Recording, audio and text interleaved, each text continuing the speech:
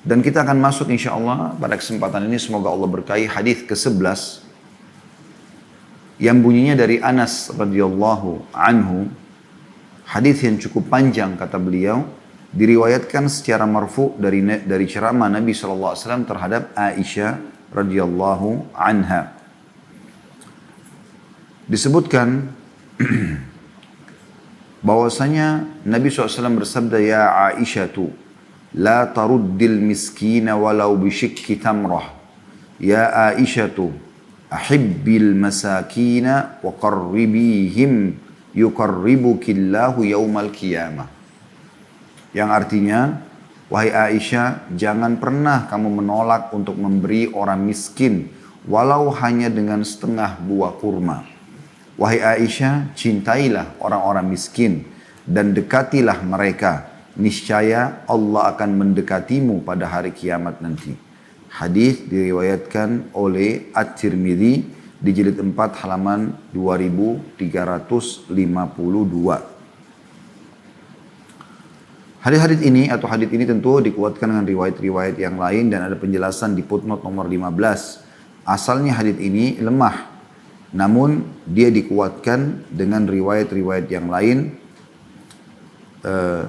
Sebagaimana disebutkan dalam kitab As-Sahih dan kitab lainnya yang mengangkat derajat ini menjadi derajat yang sahih. Baik teman-teman sekalian, kita sedang tidak bicara masalah sanadnya. Intinya para ulama sudah ada yang mensahihkan hadis ini karena dikuatkan banyaknya jalur yang mirip. Tapi kita ingin mengambil pesan terpenting dalam membentuk karakter muslimah. Sebenarnya ini juga membentuk karakter muslim secara umum. Tapi di sini kita bicara masalah muslimah karena sedang membahas masalah itu. Yaitu bagaimana membentuk karakter dermawan. Teman-teman sekalian, Islam adalah agama yang mulia sekali. Islam adalah agama yang mulia. Islam mendorong untuk menjadi orang-orang yang berprestasi dari semua sisi. Bagaimana berprestasi dalam menjalin hubungan dengan Sang Pencipta Allah Subhanahu wa taala. Ya, misalnya dengan sholat wajib, sholat sunnah termasuk sholat tahajud, banyak berdoa, berzikir, membaca Al-Quran. Semua ini pendekatan diri kepada Allah Subhanahu wa taala, haji dan umrah, ya. Begitu juga dengan mengejar yang terbaik yang berhubungan dengan manusia. Jujur, amanah, tanggung jawab, berbakti, bersedekah, ya. Dermawan di sini, membantu orang, ya, mendahulukan orang lain dan seterusnya. Semuanya juga bagian daripada syariat Allah SWT. Dan Allah menjanjikan pahala yang besar di setiap kegiatan tersebut. Baik hubungan dengan Allah SWT ataupun hubungan dengan makhluk. Ada banyak di antara manusia teman-teman sekalian, mereka menjalin hubungan yang baik dengan Allah. Tapi mereka tidak menjalin hubungan yang baik dengan, ya, manusia. Mereka menjalin hubungan baik dengan Allah, tapi mereka tidak menjalin hubungan baik dengan manusia. Oleh karena itu, harus diperhatikan bagaimana kedua ini terjalin dengan baik. Kedua hal ini terjalin dengan baik. Tidak boleh hanya salah satunya saja. Bagaimana supaya, ya, hubungan keduanya baik. Hubungan dengan Allah Subhanahu wa taala, hubungan juga dengan makhluk. Karena pernah disebutkan dalam sebuah riwayat bahwasanya ada seseorang sahabat yang menyampaikan kepada Nabi SAW bahwasanya di kota Madinah ada seorang wanita yang tidak pernah ketinggalan sedekah dan juga sholat malam. Pokoknya dia melonjol sekali. Namun, ya, dia tidak pernah berhenti menyakiti tetangganya atau orang-orang sekitarnya dengan lisannya. Dengan lisannya. Maka Nabi SAW mengatakan tidak ada kebaikan padanya. Dia termasuk di neraka. Padahal orang ini rutin menjalin hubungannya dengan Sang Pencipta Allah Subhanahu wa taala. Dia selalu sholat malam.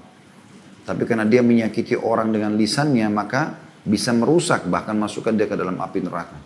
Sebaliknya, sahabat ini berkata, dan di kota Madinah ada seorang wanita yang mungkin ibadahnya biasa-biasa saja, tapi dia tidak pernah menyakiti orang dengan lisannya. Maka kata Nabi SAW, kebaikan ada padanya dan dia termasuk ahli surga. Nah, jadi kita harus bisa menjaga semua lini. Dan seorang muslim dituntut agar bagaimana menjadi orang yang terbaik tentunya. Ya. Orang yang terbaik dalam arti kata, dia bagaimana menjalin yang terbaik antara hubungan dia sama Allah Subhanahu wa taala dan juga hubungan dengan makhluk. Kita akan bahas lebih jauh tentang masalah poin ini, tapi kita akan titik beratkan dulu makna global daripada atau mutiara global daripada hadis ini. Yang pertama, bagaimana seorang suami punya kewajiban untuk menasihati istrinya dan memandunya ke jalan-jalan yang benar sebagaimana yang dia ketahui, karena dia juga bertanggung jawab depan Allah Subhanahu wa taala. Di sini Nabi SAW mewasiatkan secara khusus untuk istrinya. Walaupun nanti akan dimanfaatkan sebagai syariat oleh umatnya. Tapi bagaimana Nabi SAW menyampaikan ini untuk Aisyah dengan menyebutkan secara khusus namanya Aisyah. Mengatakan, wahai Aisyah, jangan pernah kamu tolak orang miskin walaupun kau harus memberikan dengan sepotong kurma. Jadi kalau kurma itu ada 1 butir, belah 2, 1 kamu makan, 1 berikan orang miskin. Dan cintailah orang-orang miskin itu, wahai Aisyah. Karena Allah akan mendekatkan diri kepadamu di hari kiamat nanti kalau kau dekat dengan orang-orang miskin. Ya. Berarti ada 2 pesan di sini ya. Tapi mutiara pertama nasihat Nabi SAW kepada istrinya. Dan ini penting untuk saling menasihati di antara pasangan demi untuk menegakkan amar ma'ruf dan nahi mungkar. Ya, karena banyak di antara suami istri tidak mau tahu, tidak mau saling tahu. Bahkan terserah istrinya atau suaminya menjadi ahli neraka. Dia tidak berusaha untuk mendekatinya, menggunakan retorika agar bisa membuatnya meninggalkan kesalahannya atau mendoakannya secara khusus. Kemudian mutiara yang kedua, keutamaan sedekah itu sendiri. Bahkan kalau kita ambil pelajaran dari hadis ini, bagaimana sedekah diperintahkan Nabi SAW walaupun harus membagi 2 makanan yang paling kecil yang kita miliki. Di sini diberikan perumpamaan sebutir kurma. Artinya semua orang tahu, 1 butir kurma itu kalau dimakan pun oleh seseorang mungkin belum cukup buat dia. Mungkin dia butuh beberapa butir. Maka bagaimana kalau dia tidak punya kecuali 1 butir, tetap dia bagi 2 dan dia berikan kepada orang miskin. Dan ini subhanallah sangat melekat ya, pada jiwa orang-orang beriman kalau sudah memahami. Dan kita berharap tentu selepas pengajian kita ini, teman-teman sudah bisa mengaplikasikan dalam kehidupannya sehari-hari. Kita wajibkan teman-teman diri kita untuk mencintai sedekah. Bahkan merasa rugi kalau lewat sehari, sesaat yang kita tidak sedekah. Merasa rugi kalau ada orang miskin, ada orang minta, kita masih menolaknya. Karena memang wasiat Nabi SAW untuk tidak menolak mereka kepada Aisyah radhiyallahu anha. Dan ini wasiat yang luar biasa, wasiat seorang utusan Allah kepada istrinya tercinta. Bagaimana agar istrinya juga akan selamat dengan sedekah-sedekah tersebut dan memanen pahala yang sangat banyak tentunya. Oleh karena itu teman-teman tidak harus tunggu menjadi kaya raya baru bersedekah. Karena banyak orang miskin tidak mau bersedekah. Karena mereka pikir mereka masih miskin. Bahkan diikuti dengan kebakhilan.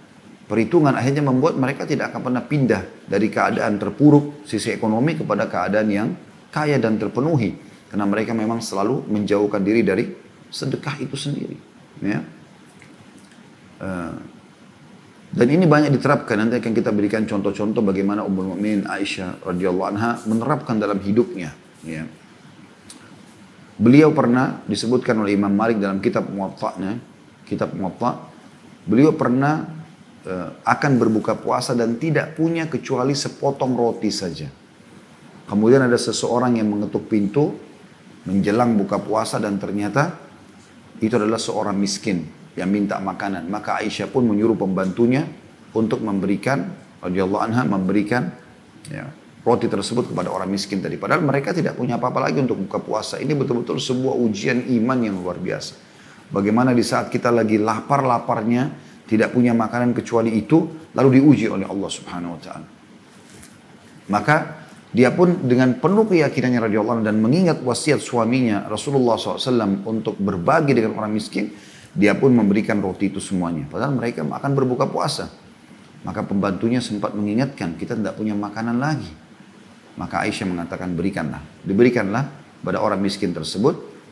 Belum sesaat orang miskin itu pergi, bayangannya masih belum hilang, maka datanglah seseorang mengantarkan makanan di nampan yang besar, isi daging, ya, kambing, yang dibumbui dengan minyak za'faran, wangi-wangian, dengan roti gandum lengkap untuk makan. Dan itu cukup untuk beberapa orang.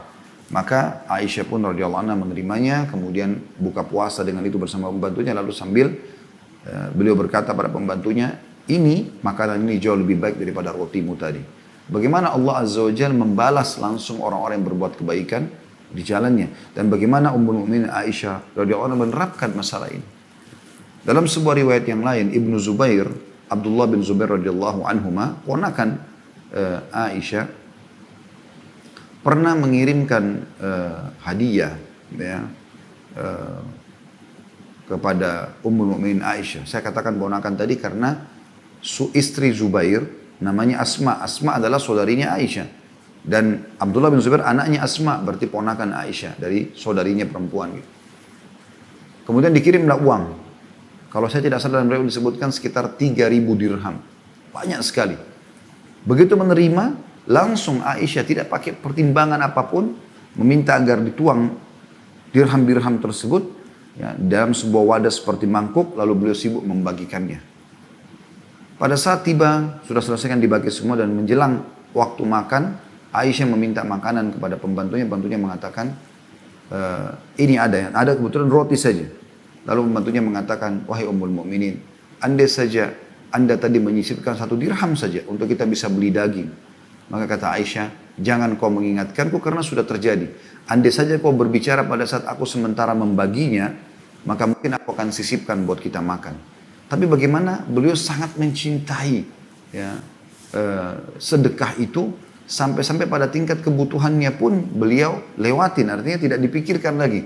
Dan bagaimana beliau menjaga sekali wasiat suaminya tercinta Rasulullah SAW untuk bersedekah.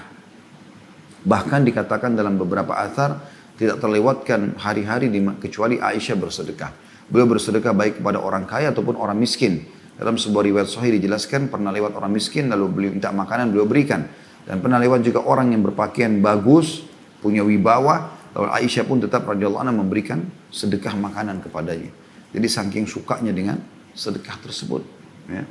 Ini keutamaan sedekah. Ini mutiara yang kedua dari hadis yang kita bisa ambil. Saya harap teman-teman tentu di rumah masing-masing atau di mana Anda ikuti ceramah ini bisa menulis mutiaranya ya. Ini mutiara pertama adalah pentingnya seorang suami atau pasangan hidup, boleh juga istri masuk dalamnya, menasihati pasangannya agar menjalankan kebaikan-kebaikan, tapi terutama suami karena dia bertanggung jawab terhadap istrinya. Yang kedua, keutamaan sedekah, walaupun dalam keadaan kepepet, sulit, justru kita dianjurkan bersedekah. Dan kalau di sini digambarkan kita hanya memiliki sebutir kurma, tetap dibagi 2 dan diberikan kepada orang lain. Kalau kita mungkin sepotong roti, segelas susu, tetap dibagi kepada orang lain. Kemudian mutiara yang ketiga adalah bagaimana anjuran Nabi SAW untuk mencintai orang-orang miskin. Ini perlu ditanamkan dalam diri kita. Sehingga tidak ada kesombongan, tidak ada perasaan lebih daripada orang-orang miskin. Banyak orang subhanallah begitu Allah angkat derajatnya sedikit saja. Mungkin hanya dengan dia punya jabatan pekerjaan, mungkin dia punya pendapatan bulanan, mungkin dia punya mobil, mungkin dia punya rumah. Seperti orang yang alergi dengan orang-orang miskin. Artinya melihat mereka saja sudah menatap dengan sinis, berharap tidak berjalan di jalan bersebelahan. Salaman itu kayaknya sudah sangat mustahil gitu kan. Apalagi menanyakan kabar mereka. Kadang-kadang pun kalau minta bantuan nggak dilihat wajahnya. Ini semua adalah penyakit jiwa. Penyakit hati yang berbahaya dan harus setiap mukmin menghilangkannya. Sabda Nabi SAW kepada Aisyah, ahibbil masakin wa qarribihim. Cintai orang-orang miskin dan dekati mereka. Artinya tahu tentang keadaan mereka, interaksi dengan mereka, tanya kabarnya, salaman kalau sesama jenis ya. Laki-laki sama laki-laki, perempuan sama perempuan. Artinya tahu kabar mereka, berbaur dengan mereka adalah bagian daripada syariat. Ya. Banyak orang tidak faham masalah ini sehingga dia hanya mengatakan dia akan berteman hanya dengan yang selevel sama dia saja. Kalau tidak sama jenjang ekonominya tidak mau berteman, tidak sama jenjang ilmunya tidak mau berteman, dan seterusnya. Dan ini jauh sekali dari syariat Allah Subhanahu wa taala. Bagaimana para ulama kita, para salafus salih dari sahabat, dari tabi'in, mereka berbaur dengan orang-orang miskin, mereka berkumpul juga dengan orang-orang yang memang belum faham sehingga mereka mengajarkan kepada mereka ilmu-ilmu. Tentu beda kalau kita membahas ahli maksiat. Ahli maksiat memang kita nasihati dan kita tinggalkan supaya kita tidak terjerumus bersama dia. Tapi orang-orang yang miskin, keadaan ekonominya mungkin dia punya ilmu yang cukup. Atau yang ya keadaan keadaan ilmunya mungkin belum mencapai tapi dia ingin belajar, maka ini perlu kita mendekatkan diri kepada dia dan membantu dia supaya dia bisa lebih memahami. Imam Syafi'i rahimahullah pernah punya seorang murid yang lamban dalam memahami pelajaran. Ya. Lambat sekali dia. Dan dia selalu duduk di belakang. Imam Syafi'i tahu rahimahullah. Begitu selesai majelis, Imam Syafi'i datang kepadanya lalu menerangkan kembali pelajaran tersebut sampai murid itu memahaminya. Dan sampai si murid ini sempat tidak enak mengatakan, wahai imam, begini keadaan saya, biarkanlah. Kata Imam Syafi'i, tidak sampai kau memahaminya. Jadi bagaimana orang kalau ikhlas karena Allah Subhanahu Wa Taala berbeda kalau diikuti dengan indikasi-indikasi duniawi. Ya. Banyak sekali kita lihat orang seperti itu. Jadi sangat sinis melihat orang-orang miskin, bahkan membenci mereka, berharap tidak sama sekali melihat mereka. Dan ada keyakinan sebagian orang, wa na'udzubillah, semoga muslimin selamatkan atau diselamatkan oleh Allah Subhanahu Wa Taala. Ya, keyakinan orang-orang non-muslim yang saya pernah dengar sendiri kesaksiannya, itu ternyata mereka untuk menjadi orang kaya tidak boleh lihat orang miskin. Kapan dia lihat dianggap dia akan sial. La haula wa la quwata illa billah. Nabi SAW bersabda dalam sebuah hadis yang lain, innama turzakuna li fuqaraikum. Sesungguhnya kalian diberikan rezeki justru karena orang-orang miskin di antara kalian. Kalau bukan karena mereka kita tidak akan dapat gitu. Ya. Dan ini teman-teman sekalian mutiara yang sangat penting yang harus dipelajari dari materi kita.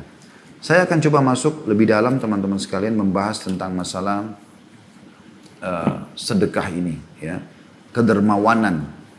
Bagaimana setiap orang di antara kita memahami dermawan itu adalah akhlak dan karakter muslim dan muslimah dan tidak boleh luput dari kita. Apa makna dermawan? Dermawan itu teman-teman bukan hanya sekedar memberi kalau diminta, tapi bahkan tidak diminta pun sudah memberi. Suka, cinta dengan pemberian tersebut, itu namanya dermawan. Kalau orang hanya memberi kapan dia dimintai, maka belum sampai pada tingkat kedermawanan sebenarnya. Dermawan itu adalah dia dimintai atau tidak dia akan memberi. Saya mengingat dulu waktu saya masih kecil, subhanallah, ada beberapa di antara kerabat kami yang memang Allah buktikan pun depan mata kami, Allah bukakan rezeki mereka. Karena setiap kali datang silaturahim ke rumah keluarga, siapapun, mau orang kaya, mau orang miskin, dia datang dengan membagi-bagi uang, memberikan kepada ponakannya si fulan, cucunya si fulan, dan seterusnya, tidak pernah berhenti. Dan Masya Allah, Tabarakallah, Allah berikan mereka rezeki. Saya tidak pernah melupakan salah satu di antara kerabat kami, seorang ibu, itu saya masih sangat kecil, waktu itu mungkin saya masih, bahkan mungkin SD atau mungkin sebelum SD. Saya ingat saya masih sangat kecil. Beliau setiap kali datang ke rumah, silaturahim dulu, setiap kali mau pulang pasti dia panggil saya, khusus untuk membukakan pintu pagar rumah. Dan sengaja dia panggil saya. Begitu saya turun, diberikan sama dia diam-diam uang. Mungkin tidak seberapa, tapi subhanallah, sifat ini adalah kedermawanan. Dia tidak mau juga memberikan di depan orang. Dia panggil saya, dan itu hampir setiap kali saya ketemu. Ya, rahimahullah, beliau sudah meninggal sekarang, seorang ibu ini sahabat dekat ibu saya dulu. Ya, beliau tidak pernah melupakan masalah itu. Selalu saja. Dan ini sudah mencintai kedermawanan. Amal soleh teman-teman, kalau sudah dicintai, ditanamkan dalam hati kita akan nyaman melakukan bahkan ketagihan kalau kita tidak melakukannya. Sholat misalnya, orang terbiasa sholat duha dan sudah rutin, dia sudah tahu keutamaannya, dia kejar, maka dia akan ketagihan, rasanya nggak nyaman kalau nggak sholat. Sholat malam, masuk baca Quran, zikir, berdoa, semuanya. Saya pernah berkunjung di salah satu negara, non-muslim sebenarnya, tepatnya di Australia waktu itu. Saya bertemu dengan seseorang muslim dari negara kita, subhanallah.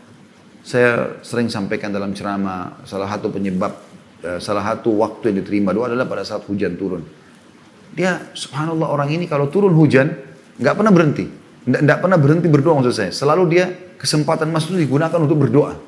Kebanyakan kita apa yang dilakukan? Sembunyi, menghindar dari air hujan. Itu saja yang dilakukan. Atau kadang berkeluh kesah. Hujan lagi, nggak bisa aktivitas.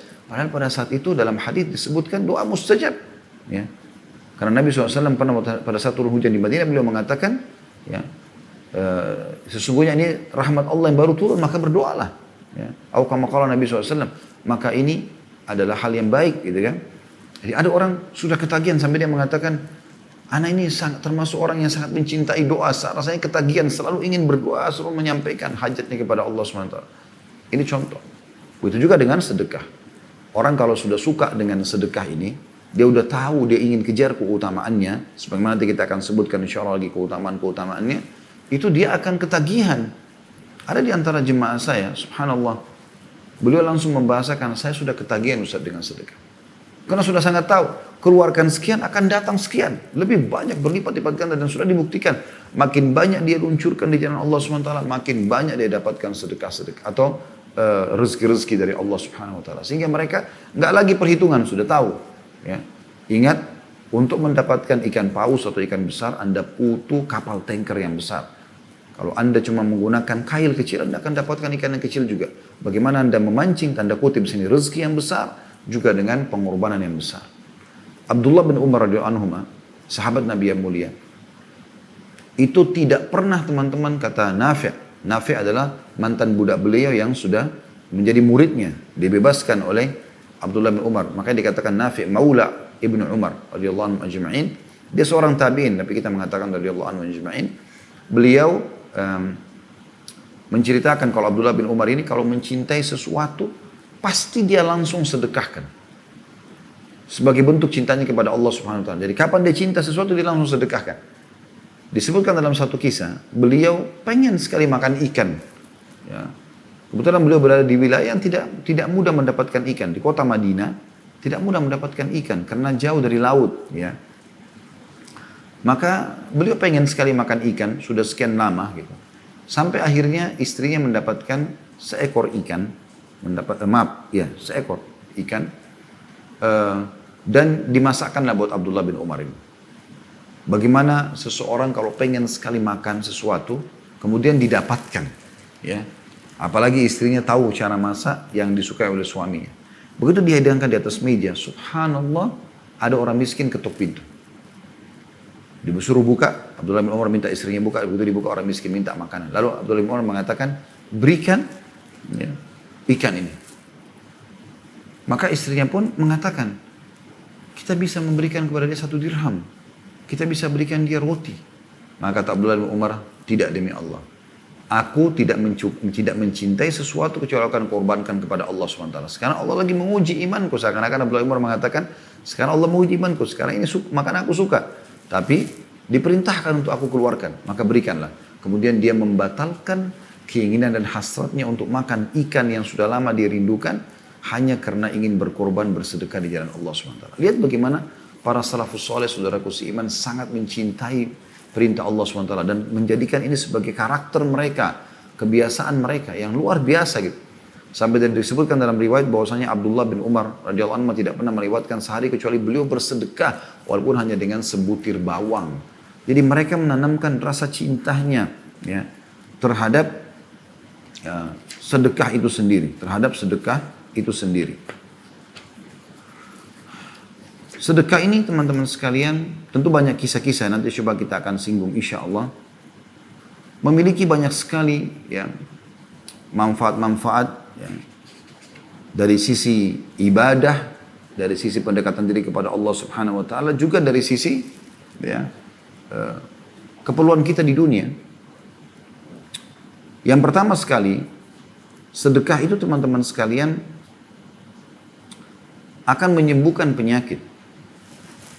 Jadi banyak orang subhanallah pada saat dia kena penyakit, apa yang dia lakukan? Dia sibuk dari dokter ini ke dokter itu. Padahal sebenarnya ada wasiat Nabi SAW dan riwayat akan kita bacakan diriwayatkan oleh Al-Baihaqi dalam Sunan Al-Kubra di jilid 3 halaman 382 dan ini dihasankan oleh Syekh Albani hadisnya. Di mana Al-Aswad bin Yazid dari Abdullah bin Umar radhiyallahu beliau berkata bahwasanya Rasulullah SAW bersabda, dawu mardakum bis sadaqah. Obatilah orang-orang yang sakit di antara kalian dengan sedekah. Wa hassinu amwalakum biz zakah. Dan bentengi harta kalian dengan zakat supaya hartanya tidak hilang. Ya. Dengan zakat maka bersih semua penghalang-penghalang untuk memperbanyak harta tersebut. Wa'iddu lil bala'i ad-du'a, dan persiapkanlah untuk menghadapi cobaan-cobaan dengan doa. Jadi jauh sebelum datang cobaan-cobaan, Anda sudah sering menyicil doa-doa. Rabbana atina fid dunya hasanah. Berikanlah kami semua kebaikan di dunia Allah. Wa fil akhirati hasanah. Semua kebaikan di akhirat. Wa qina adzaban nar. Selamatkan kami dari api neraka. Wa adkhilnal jannata ma'al abrar. Masukkan kami ke dalam surga bersama orang-orang patuh. Ya Azizu ya Ghaffar. Wahai Zat yang maha mulia dan maha pengampun. Ya Rabbal alamin. Wahai Tuhan alam semesta. Dalam tawaf saja kita dianjurkan baca. Kalau kita baca sekali saja dari Rukun Yamani ke Hajar Aswad. 7 kali tawaf berarti minimal 7 kali kita membaca doa ini. Tentu dianjurkan lebih. Ya. Kita membacanya. Tapi ini menandakan teman-teman doa ini kita cicil. Supaya nanti kalau pada saat balak datang akan lebih mudah kita selesai dari permasalahan itu. Karena sudah sering kita cicil. Sering membaca Rabbana hablana min azwajina wa dhurriyyatina qurrata a'yun waj'alna lil muttaqina imama. Ya Allah jadikanlah pasangan-pasangan kami, anak-anak kami penyejuk mata kami. Selalu kalau kami lihat mereka, interaksi sama mereka kami nyaman. Dan jadikanlah kami pemimpin orang-orang beriman. Ya. Ini teman-teman sekalian kalau sering dibaca, kata para ulama, maka akan mempermudah di saat-saat tertentu pun ada cobaan datang, perubahan sikap dari keluarga, Allah Subhanahu wa taala sudah menjadikan doa itu sebagai tamengnya. Ya, saya pernah menghadiri daurah salah satu masyayikh, ya, Dr. Ali pada saat itu. Nah, beliau salah satu doktor yang mengajar di kampus kami di Madinah. Beliau mengatakan, wahai ikhwani, wahai saudara-saudaraku, cicilkanlah doa-doa kalian. Selalulah panjatkan doa-doa, terutama di masa-masa lagi tenang, lagi sehat, lagi harta melimpah, lagi luar biasa. Allah SWT berikan segalanya ada. Ya, kita selamat dari penyakit, makanan kita ada, pasangan kita ada, anak-anak ada, kendaraan ada, rumah ada. Subhanallah, Allah sudah kumpulkan. Justru di saat itu puncakkan doamu dan ibadahmu. Karena Nabi SAW bersabda, kenali Tuhanmu pada saat kau lagi senang, maka dia akan kenali kau pada saat kau lagi susah. Gitu kan? Maka ini jadi cicilan. Seperti sabda Nabi SAW di sini. Tapi saksi bahasan kita adalah potongan pertama hadis, dawu mardhakum bis sadaqah. Obati penyakit atau orang yang sakit yang terkena dengan sedekah. Teman-teman sekalian, penyakit apapun yang antum rasakan, yang anda sedang rasakan, berat atau ringan, pertama sekali sebelum pengobatan medis, maka sedekahkan dulu dengan niat mengobati penyakit tersebut. Kemudian ikhtiar yang kedua baru masuk kepada ya, berobat. Baru konsultasi sama dokter. Ini yang dianjurkan gitu. Ya. Disebutkan sebuah kisah bahwasanya ada seseorang, teman-teman sekalian, ini diriwayatkan oleh Abu Hanifah dalam musnad beliau dan dihasankan oleh para ulama riwayatnya, bahwasanya ada seseorang datang kepada Nabi SAW, diriwayatkan dari Jabir bin Abdullah radhiyallahu anhu, sahabat Nabi yang mulia. Ada seseorang datang kepada Nabi SAW, kemudian dia mengatakan, ya Rasulullah, aku belum dikaruniai satu orang anak pun. Maka kata Nabi SAW, mana kamu dari banyaknya istighfar, dan banyaknya sedekah dan istighfar, yang dengan keduanya kau akan dikaruniai anak. Maka orang itu pun mengamalkan. Dia langsung keluar dari Nabi SAW, dari masjid Nabi SAW, lalu kemudian dia banyak istighfar, memperbanyak, bukan cuma sekedar mengucapkan ya, memperbanyak non-stop, dan juga dia sedekah setiap kali ada kesempatan dia langsung mengerjakannya. Maka kata Jabir bin Abdullah, aku menyaksikan sendiri orang tersebut dikarunia 9 orang anak laki-laki. Allah Subhanahu wa taala memberikan. Tadinya kan mandul, tidak bisa punya anak, tapi Allah berikan dengan itu. Dinukil juga sebuah kisah, ada seseorang datang kepada Abdullah bin Mubarak rahimahullah yang berkeluh kesah kena lututnya mengeluarkan nanah. Sudah 7 tahun tidak pernah berhenti keluar nanahnya. Maka Abdullah bin Mubarak mengatakan, cobalah kamu cari wilayah kaum muslimin yang membutuhkan perairan air, ya.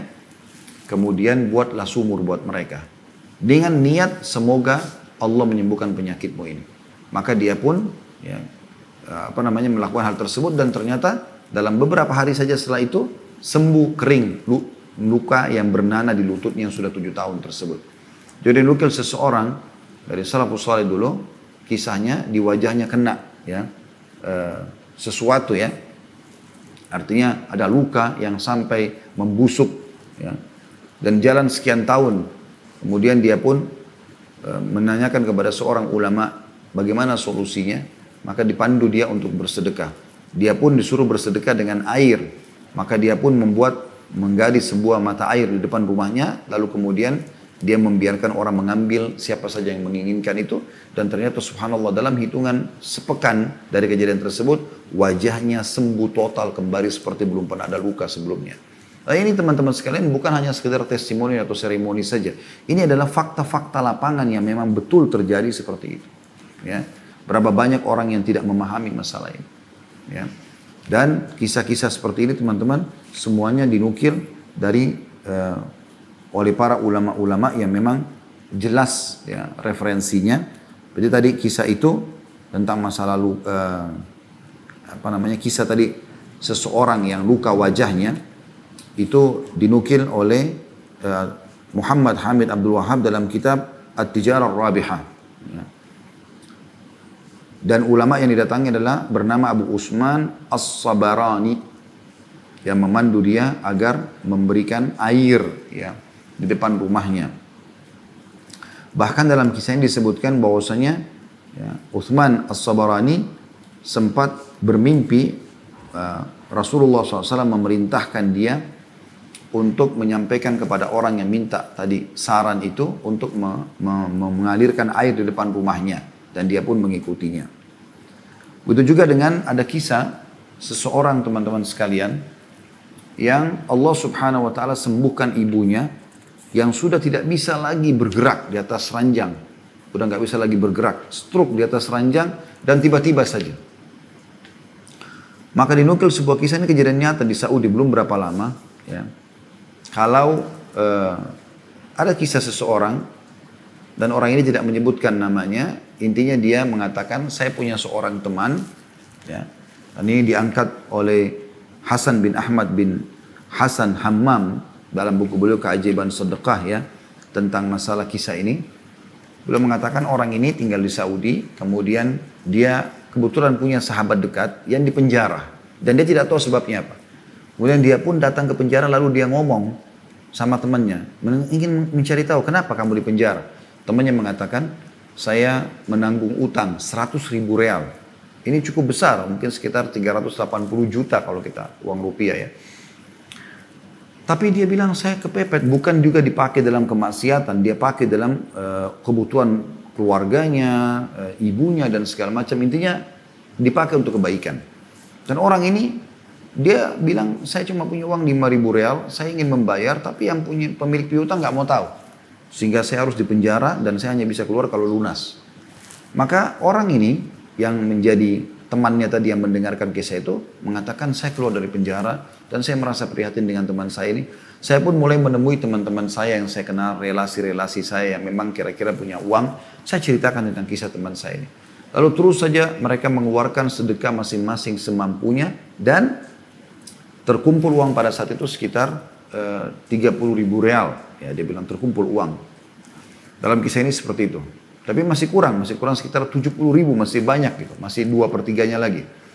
Kemudian dia bilang, saya pun terus saja keliling mengumpulkan uang. Ya, sampai akhirnya terkurang sekitar 30.000 real lagi. Dan harus lunas total semua baru bisa keluar dari penjara. Sampai Allah pertemukan saya dengan seseorang di satu hari yang saya kenal juga. Orang ini kebetulan orang mampu. Kemudian sempat terjadilah obrolan di antara kami pada saat kami sedang makan bersama. Ternyata dia cerita bahwasanya ibunya sedang sakit parah di rumah sakit stroke dan tidak bisa bergerak di atas ranjang. Maka saya pun, kata orang ini, menceritakan tentang teman saya. Kalau teman saya sedang ada masalah, kalau seandainya engkau berniat bersedekah untuk membantu dia, semoga ibumu bisa sembuh. Dia bilang tiba-tiba tuh saya ucapkan kalimat tersebut.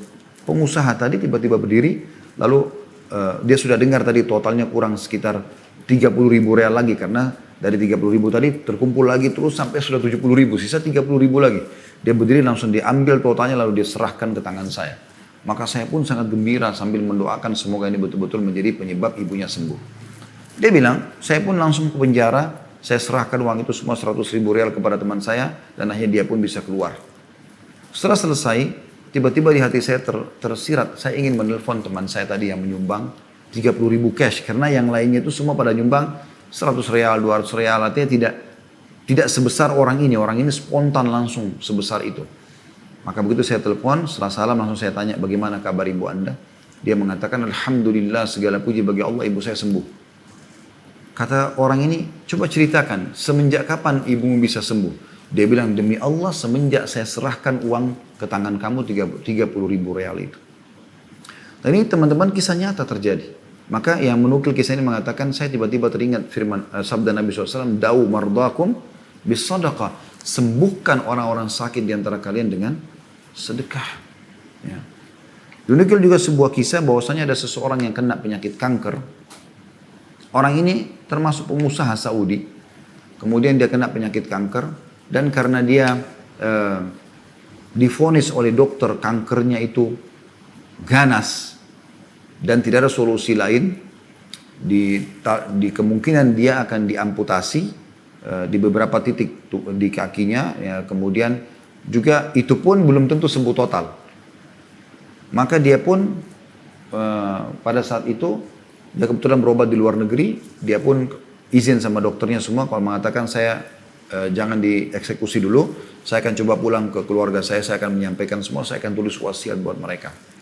Dia bilang kemudian saya pun pulang, dia kebetulan orang Saudi, dia pulang ke Saudi dari luar negeri. Kemudian dia sampaikan kepada istri anaknya apa yang terjadi segala macam. Mereka pun merasa sedih, tapi apa boleh buat, tidak ada solusi lain.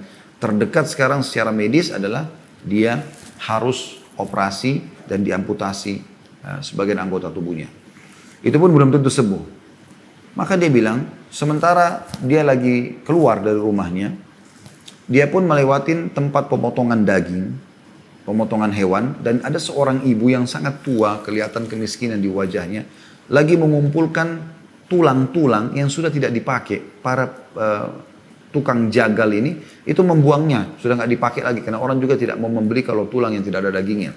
Dia pun mengumpulkan, lalu kemudian kata orang ini tiba-tiba mendekati ibu tersebut menanyakan, kenapa anda kumpulin tulang-tulang? Dia bilang, saya punya sekitar beberapa orang anak yatim dan saya tidak orang miskin, tidak punya kemampuan beli daging. Maka saya kumpulkan tulang-tulang ini yang mungkin masih punya aroma daging, yang kemungkinan saya kalau masak akan cukup memberikan minimal rasa atau bau daging kepada anak-anak saya. Maka dia bilang, saya pun terharu, saya memberikan untuk dia uang khusus ya untuk ibu tersebut tanpa lagi melihat nilainya. Saya pun menitip pesan pada penjual jagal, tukang jagal situ yang kebetulan jual daging.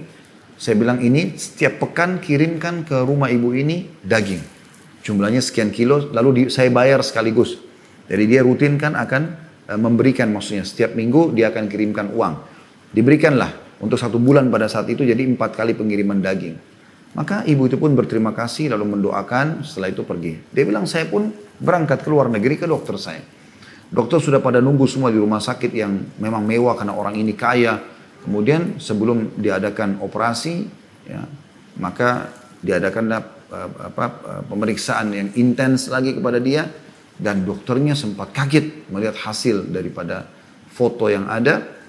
Maka dia pun duduk sambil dokternya sedikit agak marah. Karena mereka ini berada di satu rumah sakit yang paling terkenal di negeri itu. Dan mereka terkenal rumah sakit kanker terbaik di dunia gitu. Maka dia mengatakan, apakah anda pergi berobat ke rumah sakit lain selama ini? Seakan-akan dia merasa ini kayak orang yang dipermalukan. Kok bisa gitu? Kata orang ini, tidak, saya nggak pernah.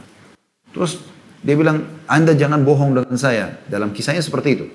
Maka dia mengatakan, tidak, demi Allah, saya sebagai muslim, saya bersumpah atas sama Allah, tidak pernah saya berobat. Kemudian dia mengatakan, kalau benar yang anda lakukan atau katakan, ini satu sungguh keajaiban. Lalu dia bilang, diperlihatkan kepada dia, ini hasil ya foto kami terhadap kanker-kanker anda, kami tidak temukan satu pun bekasnya. Jadi bukan cuma sekedar ada kanker, bekasnya pun tidak ada. Seakan-akan anda figur yang berbeda, anda orang yang berbeda. Padahal ini hasilnya sudah kami pertemukan dengan hasil foto sebelumnya, sekitar 2 pekan yang lalu, itu penuh dengan kanker yang tidak mungkin sembuh. Maka dia pun orang ini sambil menangis mengatakan, kalau benar apa yang anda katakan ini adalah doa orang tua itu kepada saya. Nah, kemudian yang saya sedekahi, kemudian dia pulang ke negerinya Saudi, lalu dia mengatakan pada istri dan anaknya semua kisahnya. Maka semenjak itu mereka komitmen untuk terus membiayai ibu tua tadi. Bagaimana teman-teman, sesuatu yang medis pun sudah angkat tangan bisa sembuh dengan sedekah. Dan kuasa Ar-Rahman, Allah yang Maha Pengasih, Allah tidak pernah menuntut kita di atas kemampuan kita. Bukankah Allah berfirman, la yukallifullahu nafsan illa usaha. Allah tidak pernah membebankan di atas kemampuan seseorang. Apa maknanya? Artinya, kalau anda cuma mampu bersedekah dengan sepotong roti, maka Allah akan nilai itu seperti satu roti misalnya, anda bagi 2, seperti anda sedekah dengan setengah harta anda. Allah bukan melihat dari kuantitasnya, tapi kualitas yang anda berikan, niatnya yang baik, gitu kan? Maka ini yang dibutuhkan teman-teman sekalian. Berarti bukan tunggu orang kaya baru bisa bersedekah. Bahkan orang miskin bisa mendapatkan pahala sedikit setiap hari. Bukankah juga senyum dengan muslim adalah sedekah? Ya, kata Nabi SAW, jangan kalian pelit-pelit dengan kebaikan walaupun kau ketemu dengan saudaramu dalam kondisi tersenyum. Ya. Bukankah tasbih adalah sedekah, tahlil adalah sedekah, subhanallah, la ilaha illallah, takbir Allah Akbar adalah sedekah. Kata Nabi SAW, itu juga sedekah. Ya. Sholat duha 2 rakaat untuk seperti sedekah 360 sendi. Ya, tentu yang kita sedang bahas adalah sedekah secara fisik kalau ada. Tapi kalau orang tidak punya kemampuan, dia bisa sedekah dengan yang lainnya. Menyeru pada kebaikan, menasihatin orang, melarang dari kemungkaran juga sedekah. Banyak sekali cara untuk menempuh jalan mendapatkan apa yang sudah dijanjikan oleh Allah Subhanahu wa taala ini. Jadi teman-teman sekalian, orang miskin pun bisa melakukan masalah itu. Ya. Jadi ini bisa menyelamatkan dan menyembuhkan penyakit dan itu sangat luar biasa gitu. Itu sangat luar biasa. Juga ada dinukil kisah yang lain teman-teman sekalian, kejadian juga masih sama di Saudi. Ada seorang bapak, seorang muslim laki-laki, subhanallah tabrakan. Akhirnya tabrakan yang sangat fatal membuat dia berada di gaibubah. Gaibubah ini kayak orang yang sudah tidak sadarkan diri, udah gambaran medis ini tinggal tunggu ajal. Ya, sudah nggak mungkin, tidak sadarkan diri. Dia berada di satu ruangan, nggak ada yang tahu sama sekali. Artinya dia tidak tahu apa yang ada di sekitarnya, apa yang sedang terjadi, tidak tahu siapa yang datang segala macam. Namun setiap hari, istri sama anaknya selalu datang di pagi dan sore hari. Pagi hari menjenguk dia di rumah sakit, ya, kemudian mendoakan lalu pulang. Sore hari datang lagi, seperti itulah tiap hari. Maka orang-orang di rumah sakit sempat kagum melihat istri sama anaknya. Padahal orang ini sudah jelas-jelas udah nggak mungkin hidup dalam pandangan medis. Dan mereka menasihati agar si istri sama anak ini datang seminggu sekali saja. Karena kedatangan kalian pun setiap hari nggak akan berpengaruh pada orang ini, nggak bisa buat apa-apa. Semua dokter terhebat pun di rumah sakit ini sudah angkat tangan. Ini kasih cerita teman-teman sekalian, mereka tetap menjalani itu sampai satu waktu, ya, tiba-tiba saja si laki-laki ini berdiri dari ranjangnya yang sakit, yang tidak sadarkan diri. Kemudian dia mencabut infus yang di tangannya dan dia heran kenapa dia berada di rumah sakit, karena memang dalam posisi tidak sadar sebelumnya. Lalu dia panggil perawat, dia minta perawat agar mencabut semua, tapi perawat tahu keadaan dia. Lalu mengatakan, sebentar, dipanggillah dokter, kebetulan hadir di situ dokter terbaik yang di rumah sakit yang memang menangani orang ini. Dipanggil dokter pun heran, lalu mengatakan tenanglah sebentar. Diperiksa memang betul kondisi kesehatan orang ini full. Nggak ada seperti nggak pernah kena penyakit seperti padahal dia ini tabrakan parah, stroke total seluruh tubuhnya. Dan itu. Maka dicabut dan disuruh suster cabut semua alat-alat tersebut.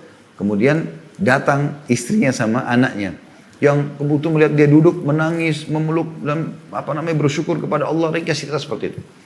Nah maka si dokter ini mengatakan, sungguh ini sebuah keajaiban yang luar biasa. Tidak pernah terjadi di alam medis, kata dokternya. Dan tidak akan pernah terjadi.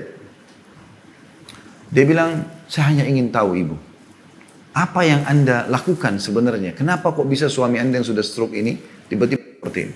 Dan apa rahasianya? Kenapa anda hadir 2 kali? Dia bilang, karena dan kebetulan dokter ini muslim, dia mengatakan saya tanya anda atas nama Allah. Saya ingin mendengarkan. Kata istrinya, karena anda tanya saya atas nama Allah, maka saya menceritakan. Tadi saya tidak mau ceritakan. Dia bilang setiap pagi saya datang sama anak saya khusus untuk mendoakan dia dengan penuh keyakinan Allah. Bukan.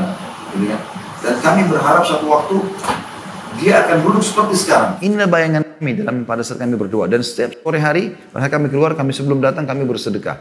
Ada orang miskin yang kami selalu rutin sedekahin semampu kami.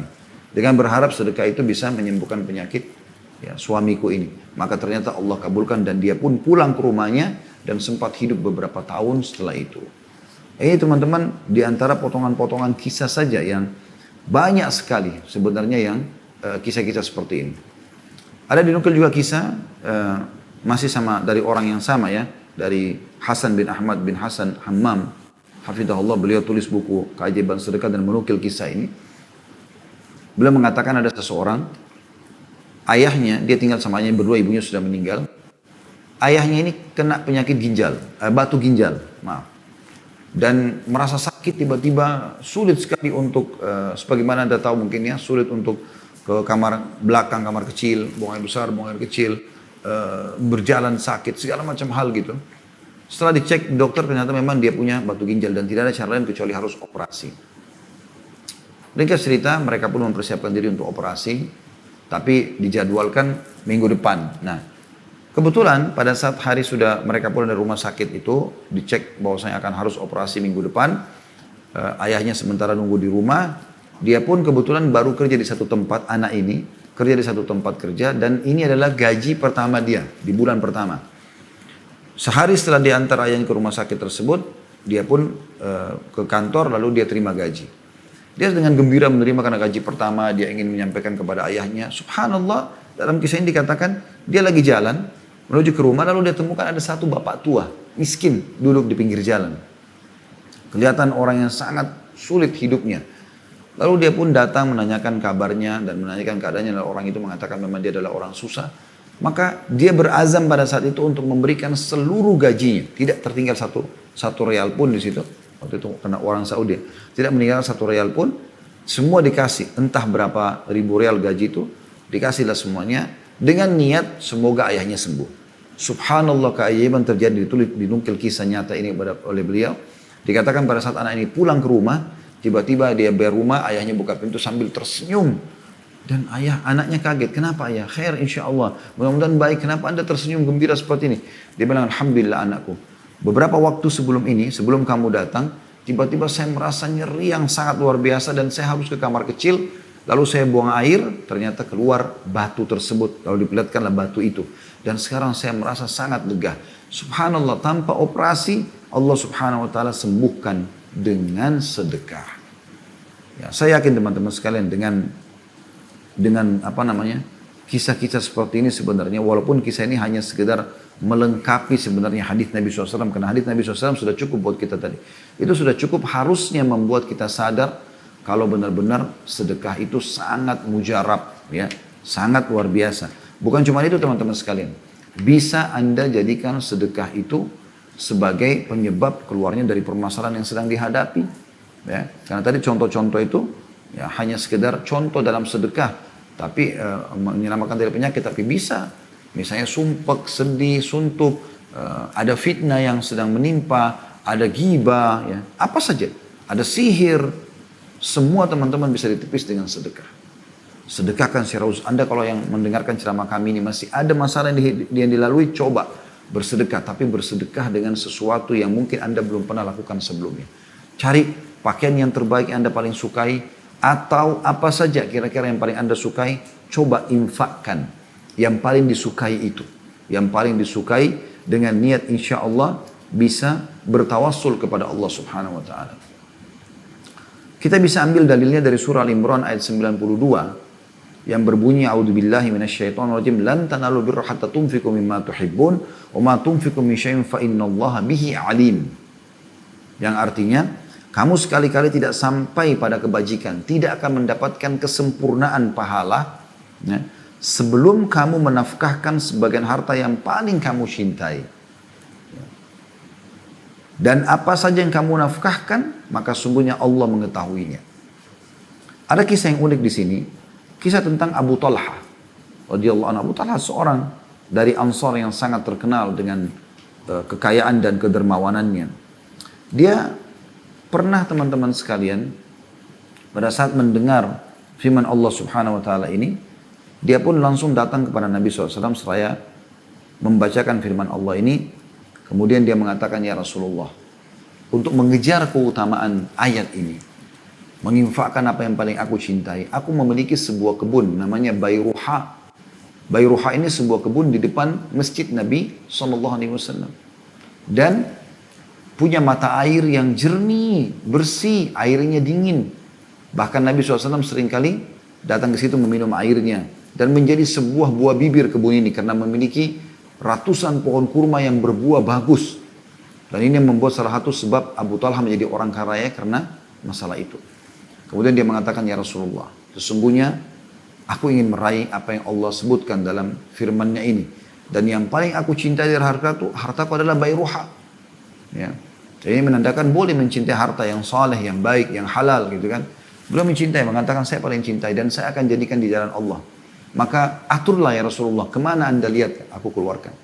Maka Nabi SAW mengatakan, bakhin, dzalika malun rabih. Beliau ulangi lagi, dzalika malun rabih. Wa qad sami'tu ma qulta wa inni ara an taj'alaha fil aqrabin. Faqala Abu Talha af'alu ya Rasulullah. Beliau mengatakan bakhin. Bakhin ini orang Arab kalau melihat sesuatu yang sangat mengagumkan dan di luar daripada pemikiran manusia umumnya, maka dikatakan bakhin, bakhin, indah sekali gitu ya. Seperti kasus pernah ada sahabat pada saat Nabi SAW di perang Badar mengatakan, demi Allah tidak ada seorang pun di antara kalian yang mati di sini kecuali pasti akan masuk surga. Langsung ada satu sahabat di belakang di pasukan ini lalu lagi pegang 2 butir kurma mengatakan bakhin, bakhin ya Rasulullah. Maksudnya indah sekali ya Rasulullah gitu. Coba ulangi ya Rasulullah. Nabi SAW ulangi lagi. Sesungguhnya demi Allah tidak ada seorang pun di antara kalian yang terbunuh di sini medan perang ini kecuali pasti masuk surga. Maka dia mengatakan bakhin ya Rasulullah. Gembira sekali dia. Gitu kan? Maka dia pun mengatakan ya Rasulullah, apakah aku hanya menyerang orang-orang kafir ini lalu mereka membunuhku lalu aku masuk surga yang luas langit dan bumi? Kata Nabi SAW, iya. Maka dia pun berazam untuk perang. Pada saat itu dia sempat berpikir untuk menyelesaikan 2 butir kurmanya. Tapi pada saat dia punya yang satu, dia mengatakan, kalau aku tunggu kurma ini habis, masih banyak waktuku di dunia. Dia pun melempar lalu kemudian masuk, ya, menerabas ke pasukan musuh sampai dia terbunuh mati syahid radhiyallahu anhu. Jadi saksi bahasan kita masalah kalimat bakhin. Nabi SAW bangga sekali dengan sikapnya Abu Talha radhiyallahu anhu, bagaimana beliau ingin menginfakkan harta terbaiknya. Pernah nggak teman-teman kita terpikir untuk menginfakkan rumah terbaik kita, mobil terbaik kita, pakaian terbaik kita, makanan terbaik kita, supaya kita meraih apa yang Allah janjikan yang terbaik, dan Allah akan balas sesuai dengan kadar niat dan pengorbanan kita. Anda mengeluarkan makanan baru yang terbaik, Allah balas juga dengan semua yang baru insya Allah, gitu kan? Jadi coba berikan yang terbaik untuk Allah Subhanahu Wa Taala, karena itu Allah sebutkan dalam Al-Quran. Maka Nabi SAW mengatakan, aku telah dengar apa yang kau katakan hai Abu Talha. Itu adalah harta yang sangat menguntungkan. Nabi 2 kali ulangi. Itu harta yang sangat menguntungkan. Aku telah dengar apa yang kau ucapkan Abu Talha. Dan aku melihat engkau infakkan kepada kerabat-kerabat terdekatmu. Maka Abu Talha pun membagi-bagikan kepada kerabat terdekatnya termasuk para sepupu-sepupunya. Ya. Jadi memang sebenarnya bisa ya meraih banyak hal ya, dengan sedekah itu. Termasuk Allah Subhanahu Wa Taala akan gantikan. Kisah yang masyhur tentang Abu Dahdah radhiyallahu anhu, sahabat Nabi yang mulia. Bagaimana orang ini luar biasa dinukil oleh Abdullah bin Mas'ud radhiyallahu anhu. Beliau berkata, tak kala turun firman Allah Subhanahu wa taala dalam surah Al-Baqarah ayat 245 yang bunyinya a'udzubillahi minasyaitonirrajim, man dzalladzi yuqridullaha qardan hasana. Teman-teman bisa buka di aplikasi Al-Qur'annya Al-Baqarah 245, surah nomor 2 ayat 245. Artinya, siapakah yang mau meminjamkan, memberi pinjaman kepada Allah, pinjaman yang baik, menafkahkan hartanya di jalan Allah maksudnya.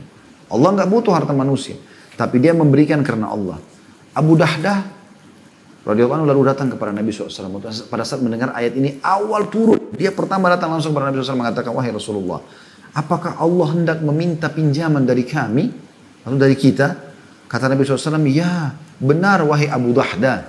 Allah nggak butuh hartanya, tapi Allah mau melihat imannya, mau nggak pinjamkan di jalan Allah SWT. Maksudnya dia menginfakkan, diberikan di jalan Allah karena Allah Subhanahu Wa Taala. Maka Abu Dahdah mengatakan, perlihatkanlah tanganmu wahai Rasulullah. Maksudnya buka. Biasanya orang kalau mau menginfakkan, dia memberikan di tangan orang. Lihatkan tangan anda. Maka dia mengatakan, saya telah memberikan pinjaman kepada Allah berupa kebun saya. Yang kebun itu berisi 600 pohon kurma.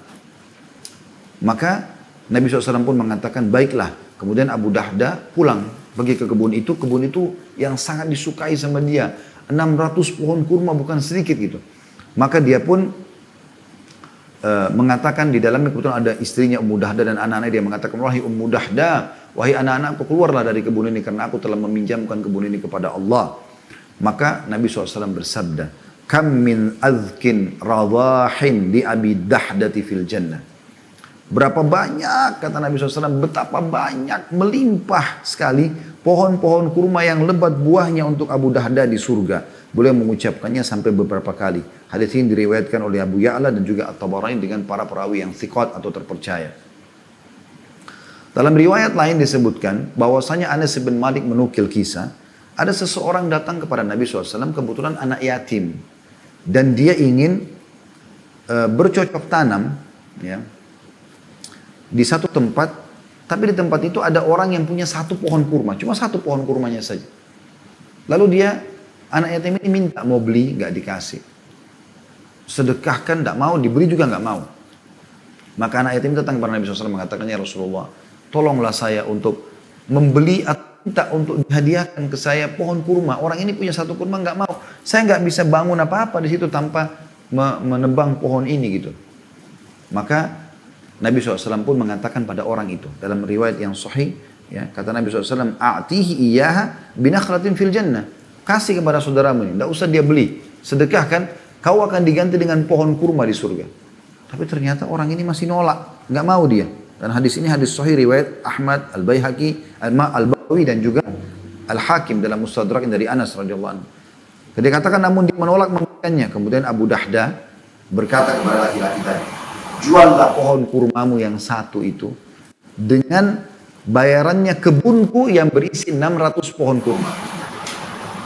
Ambil saya semua 600 pohon, yang penting kau kasih satu pohon ini. Kenapa? Karena permintaan Nabi SAW agar dia sedekahkan. Maka orang itu pun setuju, karena diganti dengan 600 pohon kurma. Setelah itu Abu Dahda datang kepada Nabi SAW mengatakan, ya Rasulullah, ini pohon kurma sudah aku beli pohon kurma yang satu itu dengan 600 pohon kurmaku. Berikanlah kepada anak yatim itu.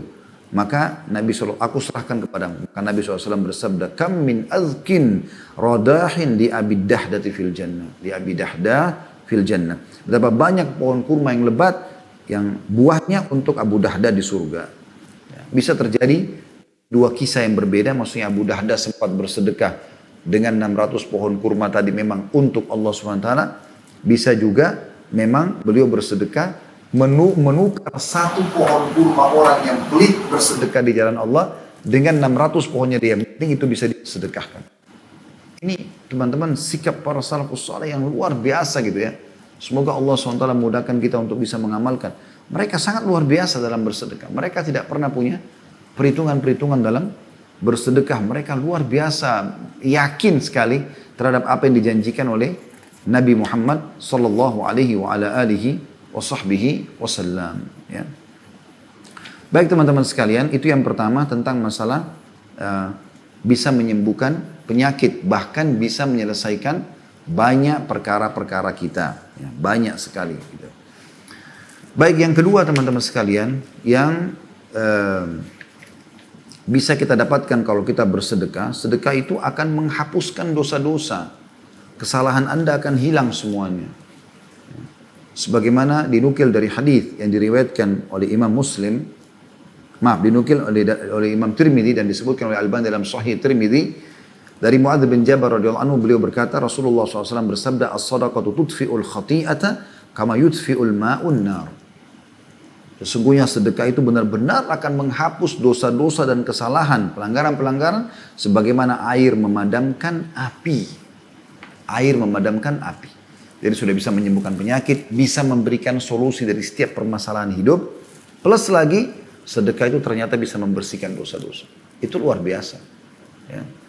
Hanya dengan bersedekah, penyakit kita sembuh, permasalahan kita selesai. Hanya dengan bersedekah, dosa-dosa kita akan dimaafkan. Apa maknanya teman-teman dosa-dosa dimaafkan? Artinya kalau dosa Anda dimaafkan oleh Allah Subhanahu Wa Taala, berarti semua fasilitas yang Allah janjikan untuk orang yang tidak berdosa Anda dapatkan. Dari kesehatan, keselamatan, kebahagiaan di dunia, juga di akhirat masuk ke dalam surga. Itu luar biasa. Dan ingat, sedekah itu tergantung dengan kadar keikhlasan kita. Biar teman-teman sekalian Anda beli sebotol air mineral, ya, yang harganya mungkin cuma Rp2.000, Rp5.000, Anda bagi dua dengan teman, bersedekah mungkin kita berikan, atau kalau ada lebih rezeki kita beli 2 botol. Tadi kita bicara kalau betul tidak punya kecuali 1 botol saja, kita sedekahkan. Itu sudah sangat luar biasa. Allah akan menilai sesuai dengan kadar Anda. Gitu. Kadarnya. Yang ketiga, pahala sedekah tidak pernah terputus. Ya, apalagi kalau Anda masukkan kepada sedekah yang jariah. Seperti misalnya Anda bersedekah ya, untuk masjid, jalanan, fasilitas umum, rumah sakit, apa saja, rumah yatim dan seterusnya. Jadi sudah sangat masyhur sabda Nabi SAW, hadis yang sahih riwayat Imam Muslim, dari Abu Hurairah radhiyallahu anhu bahwasanya Nabi SAW bersabda, idza mata ibnu Adam inqata amalu illa min thalath. Kalau anak Adam meninggal dunia terputus sumber pahalanya kecuali dari 3 yang pasti akan terus selalu ada. Yang pertama adalah shadaqatin jariyah. Sedekah yang terus mengalir. Ya. Makanya teman-teman kalau lewati kotak amal masjid, sedekah. Sudah kemarin Ustaz, kemarin sudah catat malaikat. Dan belum tentu juga Anda ikhlas. Kalau sudah ikhlas maka kemarin sudah dicatat. Kenapa Anda haramkan diri Anda dari hari ini? Kenapa haramkan dari besok? Kadang-kadang ada masjid sampai 1 tahun kotak amalnya. Kenapa Anda tidak berikan? Kenapa Anda tidak sedekah? Berikan berapapun. Setiap hari catat amalnya. Bukankah Nabi SAW bersabda, siapa yang membangun muka bumi sebesar sarang burung saja Allah akan bangunkan baginya istana di surga. Dari mana Anda tahu? Mungkin dengan Anda bersedekah hari ini dapat istana di surga. Mungkin besok Anda sedekah dapat lagi 1 istana di surga. Kalau 365 hari dalam setahun, Anda sedekah setiap hari 1.000 rupiah aja. Berarti Anda bisa punya 365 istana di surga lagi, bukan di dunia. Itu luar biasa. Kenapa haramkan diri dari pahala-pahala yang besar seperti ini? Kemudian yang kedua, au ilmin yuntafa'u bihi, ilmu yang bermanfaat. Makanya perbanyak ilmu agama. Belajar teman-teman sekalian. Tidak ada kata terlambat bagi seorang mukmin. Sampai menjelang ajal pun kita tetap belajar. Lalu ajarkan ilmu itu pada orang-orang terdekat kita.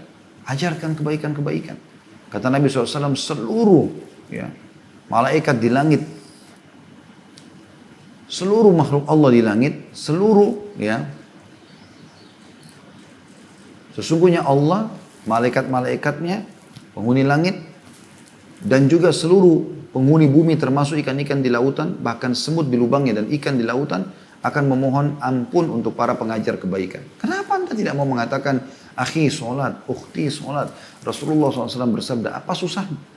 Ya, sampaikan sebuah hadis, hafal sebuah hadis yang Anda rutin amalkan dan juga ajarkan. Ajarkan Al-Quran, bacaannya. Ajarkan tentang kisah-kisah salafus salih, sirah Nabi, sirah para sahabat. Ajarkan kepada mereka. Bermanfaat. Kami bisa merasakan sendiri manfaat teman-teman pada saat bicara seperti ini, mengajarkan seperti ini. Walaupun sudah diketahui, tapi kita seperti sedang mencas iman kita sendiri. Selain itu dapat pengampunan dosa. Allah sendiri akan memaafkan kesalahan-kesalahan kita. Para malaikat itu juga akan memohon ampun. Ikan-ikan, berapa jumlahnya ikan di lautan, berapa jumlah ekor, berapa jumlah semut yang ada di muka bumi. Semua memohon ampun. Ya, untuk pengajar kebaikan. Ini sebuah hal yang luar biasa. Ya. Kemudian, awwaladin salihin yad'ulah, atau anak saleh yang mendoakannya. Jadi selalu berharap, walaupun si bujang masih gadis, dari sekarang cicil doanya. Rabbana min azwajina wa dhurriyyatina qurrata a'yun waj'alna lil muttaqina imama. Sudah kami sampaikan. Ya Allah, jadikanlah pasangan-pasangan kami, anak-anak kami, penyejuk mata kami, dan jadikan kami orang beriman. Dibaca dari masih bujang dan gadis. Supaya Anda nanti pada saat diberikan pasangan memang penyejuk hati Anda, mata Anda. Menyenangkan di rumah. Ya, kemudian selalu niat untuk mendapatkan anak menjadi ulama. Ya, tidak usah yang lain. Tidak usah berharap anak kita menjadi seorang yang lain. Berharap menjadi ulama. Selebihnya tawakal kepada Allah SWT. Karena tidak ada yang mengalahkan tingkatnya ulama.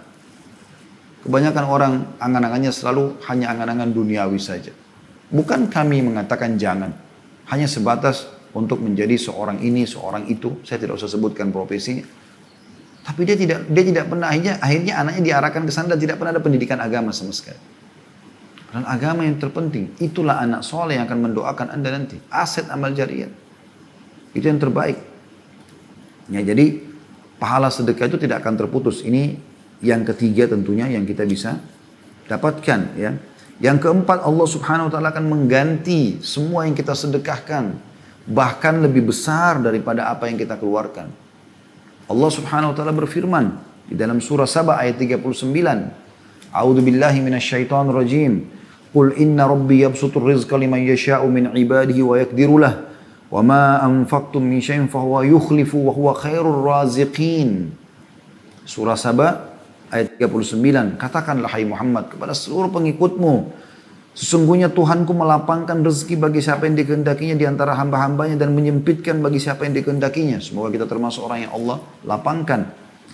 Lalu Allah menyebutkan kata kuncinya untuk dilapangkan rezeki dan barang apa saja yang kamu nafkahkan, apa saja, makanan, pakaian, kendaraan, rumah, apa saja, maka Allah akan menggantinya dan dialah sebaik-baik pemberi rezeki. Itu surah Saba ayat 39. Sementara dalam hadis Abu Hurairah radhiyallahu anhu, hadis riwayat Muslim nomor 990, Nabi SAW bersabda, qala Allah tabaraka wa taala, ya ibna Adam anfik umfik alaik. Wahai anak Adam, ya, berinfak ya, di jalanku, maka niscaya aku akan memberi rezeki kepada kalian. Dan teman-teman sekalian, kita dalam berinfak ini tiap hari jadwal, bukan sekali dua kali. Bukan hanya kebetulan ada kesempatan, cintai sebagaimana saya katakan tadi. Merasa gelisah kalau nggak harus sedekah, siapa aja yang harus sedekah. Terutama pada saat tiba pagi hari, selalu luangkan waktu ada yang disedekahkan. Sebagaimana dinukil dalam sebuah hadis Sahih riwayat Bukhari nomor 1442 dan Muslim 1010, ya, di mana Nabi SAW bersabda, "Ma min yaumin yusbihul ibadu fihi illa wa malakani yanzilan." Enggak ada tiba pagi hari bagi seorang hamba kecuali ada dua malaikat yang Allah turunkan. Fayaqulu ahaduhuma, salah satunya berkata, "Allahumma a'ti munfikan khalafa." Ya Allah, lapangkanlah rezeki, dan yaqulul akhar, dan yang satu lagi malaikat berdoa mengatakan, "Allahumma a'ti mumsikan talafa." Ya Allah, berikanlah kebinasaan kepada orang yang kikir. Pertimbangan. Orang minta, padahal sebenarnya tidak besar. Masih kayaknya bantu nggak sih? Nggak usah, nanti aja. Subhanallah, aneh sekali gitu ya. Tapi ada orang seperti itu. Apa kata Imam Nawawi rahimahullah menanggapi potongan hadis, ya, doa malaikat dan berikanlah kebinasaan kepada orang yang kikir. Kata beliau, para ulama berkata, infak tersebut adalah dalam ketaatan. Maaf, ini menanggapi hadis tadi secara global ya. An-Nawawi mengatakan, para ulama berkata infak tersebut adalah dalam ketaatan, akhlak-akhlak yang terpuji untuk keluarga dan tamu, sedekah-sedekah yang sebagainya yang tidak tercela dan tidak berlebihan. Sedangkan menahan dari infak yang tercela adalah menahan dari hal-hal tersebut. Maksudnya infak pun ia disuruh tapi kepada hal yang bukan maksiat. Ya. Lalu kemudian Ibnu Hajar menanggapi, tadi An-Nawawi menanggapi hadis secara umum. Ibnu Hajar menanggapi potongan hadis, ya, doa malaikat, ya Allah berikanlah kebinasaan bagi orang yang kikir. Kata beliau, ya, tadi itu tentu perkataan Imam diambil dari Syarah Sahih Muslim jadi 7 halaman 95 ya. Kalau Imam Ibnu Hajar ini berkata diambil dari Fathul Bari Syarah Sahih Bukhari jadi 2 halaman 305. Beliau mengatakan potongan hadis yang berbunyi, ya Allah berikanlah kebinasaan kepada orang yang kikir, ya, doa malaikat yang kedua tadi. Beliau mengatakan adapun berdoa, ya, untuk kehancuran mengandung dua makna. Makna hancurnya harta itu sendiri dan makna hancurnya jiwa orang tersebut. Jadi dua-duanya bisa masuk. Ya. Jadi malaikat mendoakan kehancuran bagi orang yang pelit tadi. Baik jiwanya ataupun juga hartanya. Yang kelima yang bisa didapatkan adalah sedekah itu menyelamatkan seseorang, ya, dari hukuman Allah pada hari kiamat. Dinukil dari sebuah hadis yang diriwayatkan Tirmidzi dalam sunannya dan Syalbani mensahihkan dalam Sunan Tirmidzi di jilid 2 halaman 378 dan diulangi lagi di 1298, bahwasanya Nabi SAW menukil tentang Yahya alaihissalam, wa amurukum bis sadaqah fa inna mathala dzalika kamathali rajulin asarahu al-adu fa usaku yadahu ila unukihi wa qaddamuhu liyadribu unuqah qala ana afdihi minkum bil qalili wal katsir fa fada nafsu minhum. Bahwasanya Nabi Yahya mengatakan, Nabi SAW menukil tentang Nabi Yahya alaihi wassalatu wassalam, saya memerintahkan kalian bersedekah. Karena perumpamaan orang yang bersedekah adalah seperti orang yang sedang dibelenggu tangannya ke lehernya dan dihadapkan di hadapan musuh untuk dipenggal lehernya. Lalu kemudian dia berkata, aku akan menebus ya dengan seluruh hartaku. Dia terus menebus sampai akhirnya dia selamat dari pemenggalan tersebut. Ya. Ibnu Qayyim menjelaskan tentang hadis tersebut mengatakan hal ini juga merupakan perkataan yang mana, ya, burhannya adalah keberadaannya dan dalilnya adalah kejadiannya. Karena sedekah itu memiliki pengaruh yang menakjubkan dalam hal menolak berbagai macam bencana walaupun dari seorang yang jahat atau dari seorang yang berlaku zalim.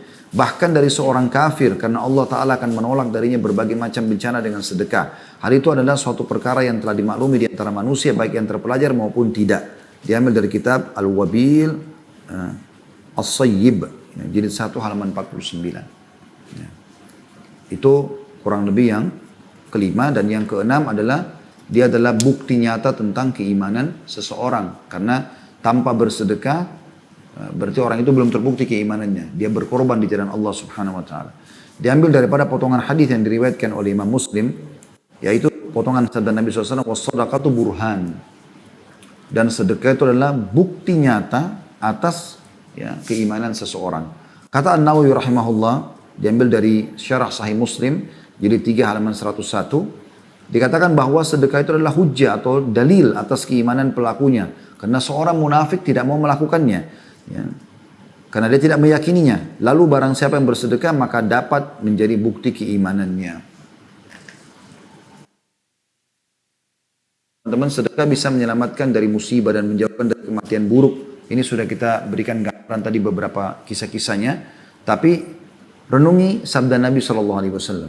Dari Abu Umamah radhiyallahu anhu, beliau berkata, Rasulullah SAW bersabda, "Sana'ul ma'rufi taqi masari as-su, wa sadaqatu sirri tudfi'u ghadabar rabb, wa silatul rahim tazidu fil umr." Hadis ini diriwayatkan Tabarani dalam Al-Kabir dengan sanad hasan. Artinya perbuatan-perbuatan baik, semua perbuatan ketaatan kepada Allah akan menghindarkan dia dari pintu-pintu keburukan. Sedekah yang tersembunyi akan memadamkan amarah Rabb, dan yang menyambung tali silaturahim akan memanjangkan umur. Sampai Ibnu Abi Al-Ja'ad berkata, menanggapi hadis ini, sesungguhnya sedekah itu menghindarkan dia dari 70 pintu keburukan. Dan juga dinukil dari sebuah riwayat dari Anas bin Malik radhiyallahu anhu, dia berkata Rasulullah SAW bersabda, inna sadaqata la tudfi'u ghadabar rabbi wa tadfa'u an mitati su. Bahwasanya sedekah itu benar-benar memadamkan amarah Rabb dan menghindarkan dia dari kematian yang buruk, yang buruk. Kemudian yang ke-8 teman-teman sekalian, sedekah ini termasuk penyebab bisanya kita dinaungi oleh Allah SWT pada hari kiamat. Tidak ada naungan kecuali naungannya. Hadits yang masyhur, yang sangat masyhur sekali hadits ini diriwayatkan oleh Bukhari Muslim, di mana Nabi SAW mengatakan ada 7 golongan yang Allah akan naungi di hari kiamat. Tidak ada naungan kecuali naungannya, gitu kan? Yang berbunyi diantaranya, warajulun tasaddaqa bisadaqatin fa akhfa hatta la ta'lama shimaluhu ma tunfiqu yaminu. Seorang laki-laki atau seseorang yang bersedekah dengan tangan kanannya sampai tangan kirinya tidak tahu, hingga seorang laki-laki yang bersedekah dengan sedekah yang dirahasiakan sampai tangan kiri tidak tahu apa yang dikeluarkan oleh tangan kanannya. Jadi sudah masyhur sekali hadisnya, itu kan. Juga ada sebuah sabda Nabi SAW dari Uqbah bin Amir radhiyallahu anhu, bahwasanya Rasulullah SAW bersabda, "Kullu imri'in fi dhilli sadaqati hatta yufsala bainan nas, atau qala hatta yuhkam bainan nas." Setiap orang berada di bawah naungan sedekahnya, dilindungi oleh sedekahnya dari segala macam hal yang bisa menyerangnya. Pada saat manusia atau sampai manusia diadili di pengadilan Allah, atau beliau bersabda hingga keputusan Allah selesai di pengadilan Allah, atau hingga keputusan antara manusia selesai di pengadilan Allah. Hadis diriwayatkan Ibnu Khuzaimah dan dikatakan sahih sesuai dengan syarat Muslim. Jadi kita bisa diternaungi dengan itu. Kita bisa ternaungi dengan hal tersebut. Dan sekian banyak tentunya hal-hal yang berhubungan dengan masalah ini. Tapi kita tutup dengan poin yang terakhir adalah sedekah termasuk pensucian diri. Pensucian diri dari penyakit-penyakit hati, dari karakter-karakter buruk. Juga dari dosa-dosa sekaligus. Sebagaimana Allah mengatakan dalam surah At-Taubah ayat 103, Allah SWT berfirman kepada Nabi Muhammad SAW, "A'udzu billahi minasyaitonir rajim, khudh min amwalihim shadaqatan tutahhiruhum wa tuzakkihim biha wa shalli 'alaihim inna salataka sakanun lahum wallahu samii'un 'alim." Ambillah zakat atau sedekah dari sebagian harta mereka, yang dengan zakat itu atau sedekah itu kamu membersihkan dan mensucikan mereka, dan berdoalah untuk mereka, sungguhnya doamu itu hai Muhammad menjadi ketenteraman jiwa bagi mereka, dan Allah Maha mendengar lagi Maha mengetahui. Kita tutup teman-teman sekalian dengan perkataan sebagian salafus saleh tentang sedekah. Al-Fudail bin Iyad rahimahullah, seorang ulama tabi'in, berkata, pada saat dia bersedekah dan orang-orang menerima sedekahnya, dia mengatakan, mereka membawa perbekalan-perbekalan kita menuju akhirat tanpa upah sedikit pun, hingga mereka meletakkannya di atas timbangan di hadapan Allah Subhanahu wa taala.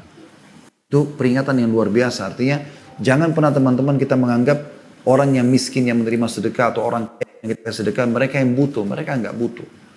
Kita yang butuh itu. Makin baik kita berikan di jalan Allah, karena itu urusan kita sama Allah, maka makin besar balasan dari Allah Subhanahu wa taala.